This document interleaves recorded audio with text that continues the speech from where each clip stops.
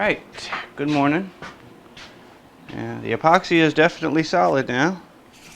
It's kind of clear, it's yellowish clear, but it'll do. We're about to find out how well it did on these fretboard markers here.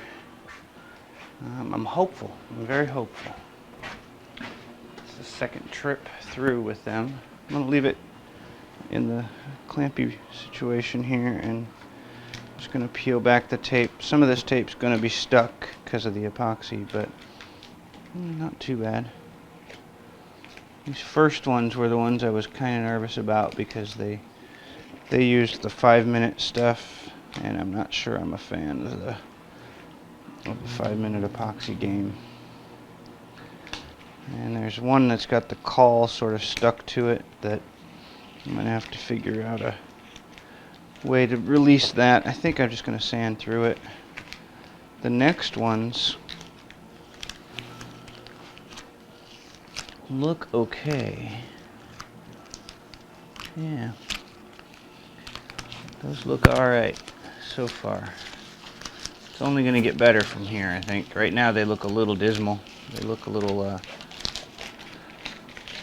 rough. That's the best way to put that, I think. The initial appearance is not the prettiest, but it's, you gotta have to look past the ugly and say, oh yeah, that's gonna come out okay when you sand through it. There's a lot of glue sticking out on these first few. I was kind of rushing due to the 5-minute nature of that first batch of epoxy, and I'm not sure it was necessary. Looks like it's going to be okay though. So now, yeah, I think they're alright. I just need to do the best I can to not have tape in this because I don't think it'll sand real well. What I'm going to do is run this back through the drum sander one more time. I need to grab a chisel, I think. Very gently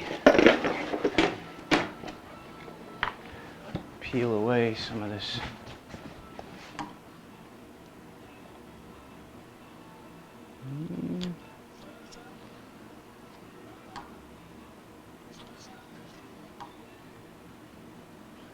Let's see if I can get some of that off of there. That'll be fine with me.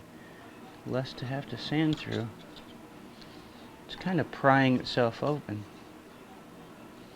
Yeah. Try not to slam the chisel into the steel holdfast either, if I can hips it. There we go. Oh, there is a bit where it's sticking up. That is not ideal. There's a chance I'm going to have to redo this one. And there's a chance I won't know for sure until I radius this fretboard. I have a feeling that one is sticking up more than 20 thou. We're going to try. Let's see. Okay. Alright, then the next bit here will be I'm going to run it through the sander. The sander's raised a little higher than it was before. And we'll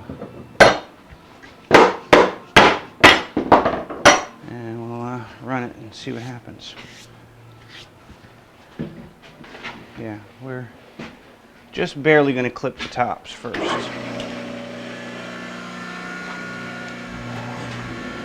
That dust collection sealed up everywhere.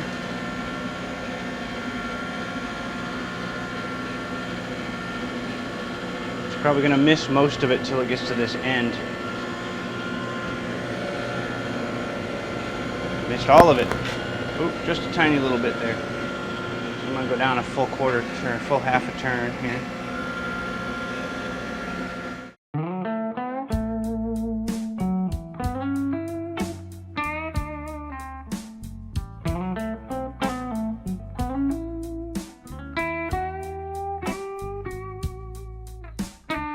Show you what I've got so far, and it's better than it was when it came out of the glue. But so you'll see there's, I can't get a bit of light, so it's almost perfectly flush here. I can feel a tiny little gap, but it's minor. It's almost perfectly flush here too. You get up here, this was that, see the caul left on there, this little mudge. It's a little bit low right there, but when I radius, I'm going to probably hit that. So I'm going to leave it until I radius for now. So until then, that's just what it's looking like. It's kind of ugly, but yeah. So in the end, all of the joinery, all the gaps are tight. All of the seams look good, and I'm going to call this pretty successful fretboarding. Okay, so that was a good, successful glue up. Finally, it only took a couple of tries. Now I'm gonna pop it off of this mothery board, this stiffening board, and just pop it off, and we're ready to cut it to size enough for binding, and basically cut out the width, ready for binding it. Try to get a little denatured alcohol just down the back side, because it'll kind of soften the perloid if I let it hit the front too well. Too much. Just free some of that a little bit.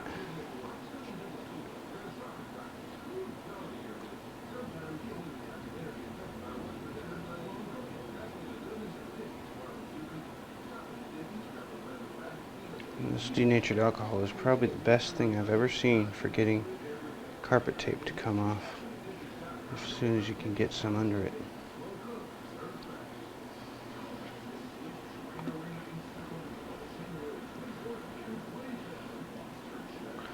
Now we're starting to zip through the back.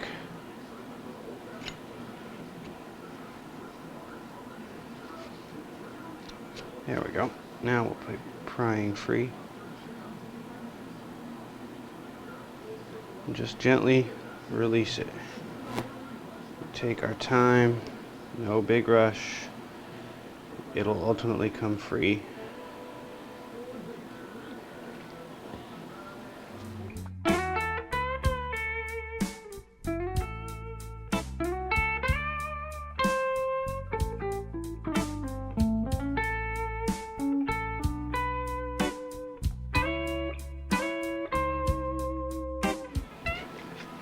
It took a little longer than usual, but it's because it was clamped with C-clamps for a few nights. And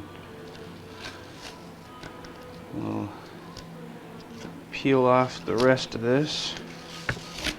Yeah, it was really stuck, so clear off the tape residue next.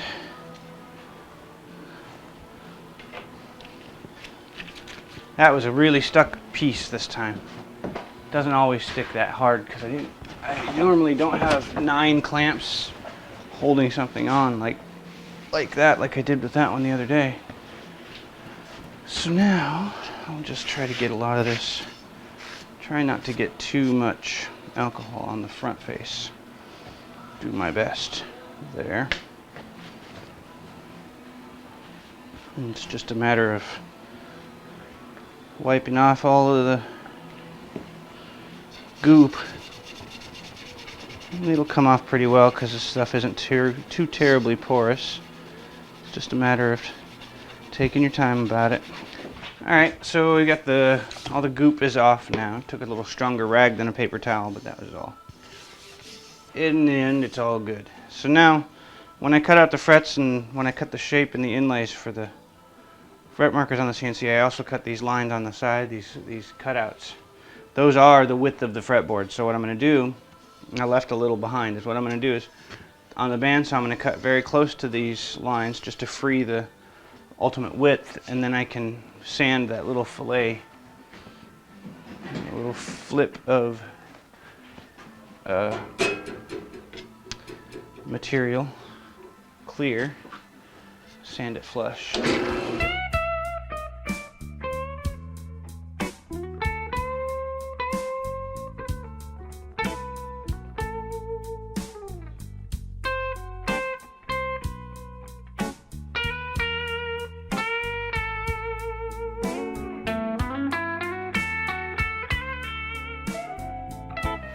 Okay, it's been cut now, freed from its full board. Those are the pieces that came off of it. And so we've got like this little lip here, this little ridge we've got to get flush. So we'll take it into the vise here,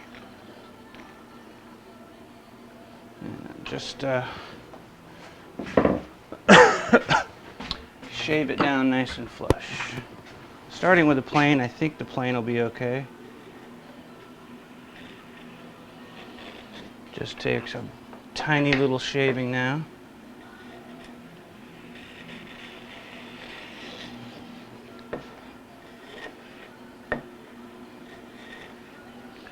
And just go till it's pretty near flush, and then I'll use sandpaper to finish it off.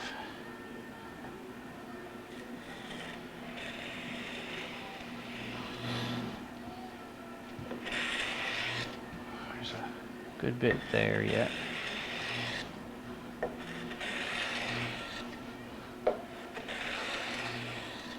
There we go. It's getting close on that end. I'm going to hold off when I get near it though. I don't want to get it right on because I want to have a little room to mess around here. Makes the coolest little curly Q shaving now. Check this out. These little corkscrewy things. Okay.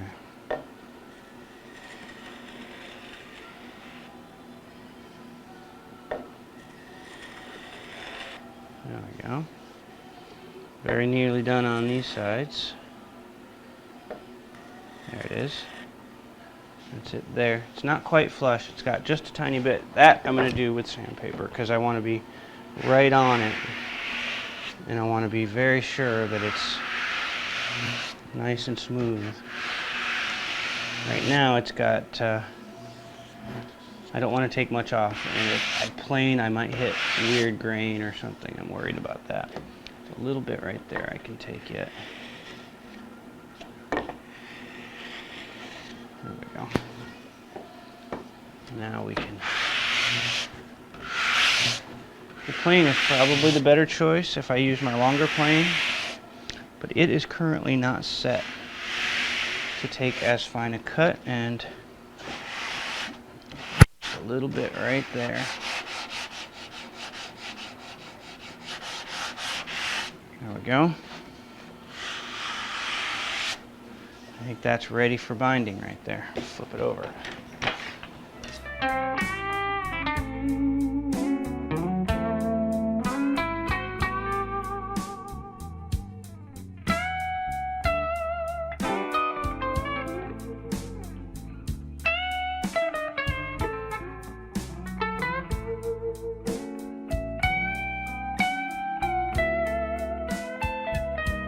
Okay, so we've got our, it's called a parrot vise. It's a parrot vise.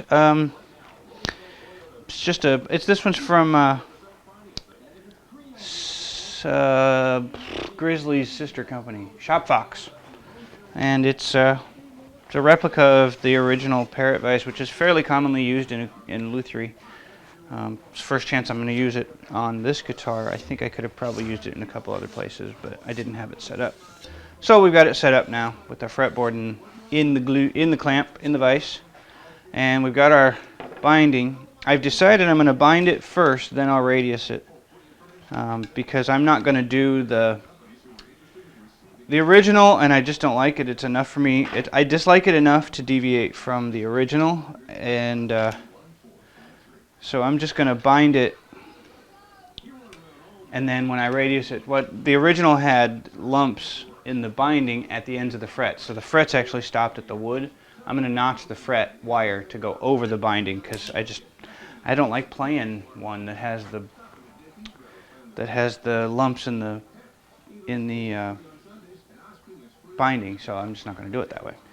I am pretty sure the original guitar was refretted at some point and lost the lumps, so I am fine with that slight deviation from the original, the tuning machines aren't original, the frets are not original, the knobs are not original, so I'm okay with some slight deviations from it. So we're gonna do that. So I'm gonna get set up. This stuff is PVC, or no, I'm sorry, it's ABS.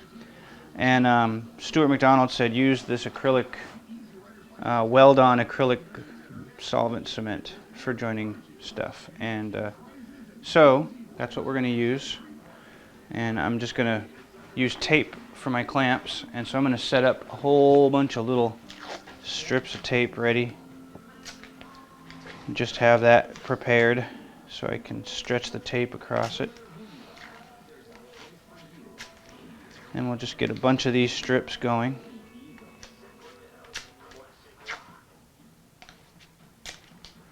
And once that's done, I'll be ready to start actually putting some glue on the binding strip. One thing to know, it does not do well with regular carpenter's glue. Super glue might work. I've seen some reports that super glue works okay. So a lot of people might, by the time they've seen all the pain I was giving myself on this, on the inlays, and now with this binding stuff, and just when it comes to gluing, something I haven't really talked about is a lot of people would shout, super glue, use CA glue, and cyanoacrylate glue is amazing stuff, and I'm sure it works. I'm certain that it works. I've used it. But I can't use it.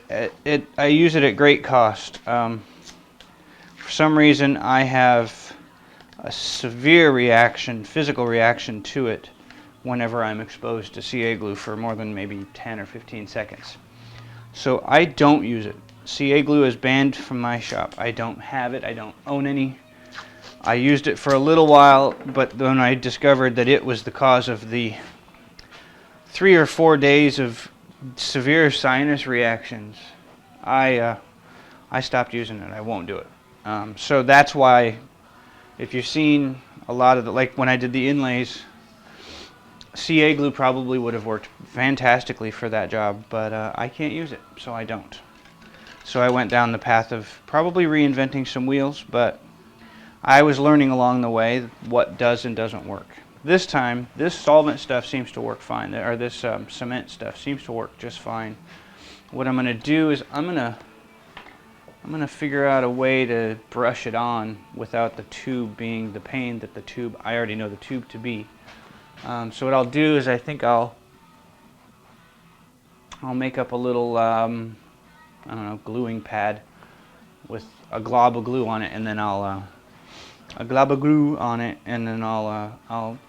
pull it up from that with a acid brush, with a brush, and then I'll brush it onto the binding, and then I'll, using some tape, just work my way down as I get it in position. That is the plan anyway. We shall see if that actually comes to fruition. So, okay, we'll get ready. I'll find a little palette of some sort to use for glue, for that glue, and then I'll bring you back. All right, we got a little bit of the glue out here. We'll take our piece O binding and get some glue into our brush so that it's ready.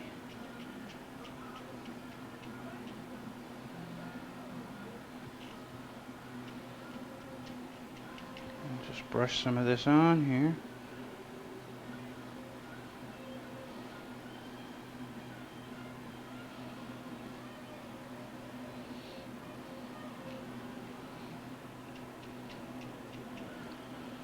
Just kind of try to get it on there as good as I can here. Try to stick down what is ready. Try not to let it get too soft or too dry. Okay. We'll just start with it on here. Just press it on a little bit. Grab a piece O tape. And we'll start with it on the fretboard side, the fretted side. Push it kind of against that. Oop, I gotta hold that a bit better. the tape will stick pretty good, and it'll stretch just a little bit and work well as a clamp. So I can just push straight down on the tape here and get a good tight seating of the binding here. And we'll just add a little more glue as we goop. Yeah, it dries pretty quick here, so I'm going to be careful I have enough glue on it.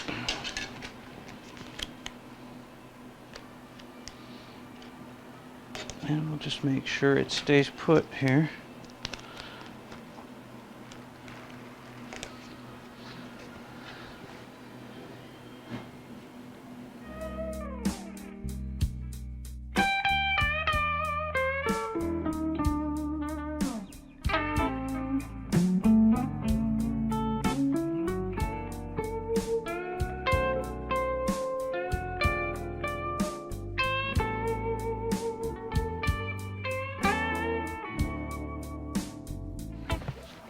So that's it. That is bound on one side, it looks like. Looks like it's going to do okay. I will need to radius. I'm glad I'm doing this now because that gluey goop gets all over the place. And it dries pretty quick. So you kind of got to move speedy. But in the end, I feel like it's going to be good. We're ready for the other side now.